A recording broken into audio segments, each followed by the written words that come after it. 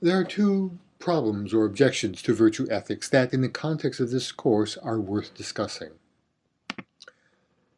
The first has to do with using virtue ethics to understand the ethics of various professions.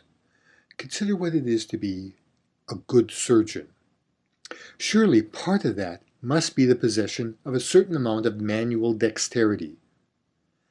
But manual dexterity does not seem to be a moral quality. This suggests that not all virtues are moral virtues, in which case the virtue ethicist needs to specify which virtues are the moral ones, which virtues constitute virtue ethics, since not all the virtues are perhaps moral virtues. A more significant objection to virtue ethics arises from the concerns of this course.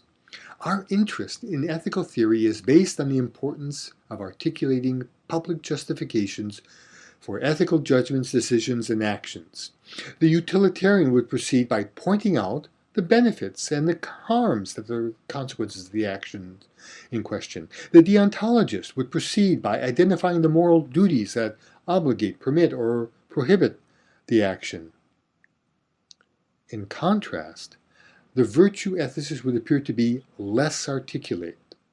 He could say, this is what a virtuous person would do, or not do, as the case may be.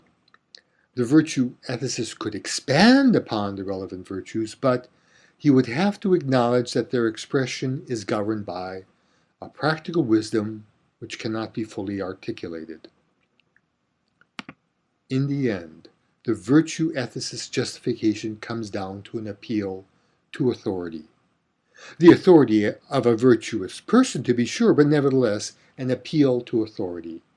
The claim, this is what a virtuous person would do, may well be correct, but as far as providing a public justification for actions that can be challenged and debated, it falls short. Often, virtue ethics justifications, at their best, seem to be preaching to the choir.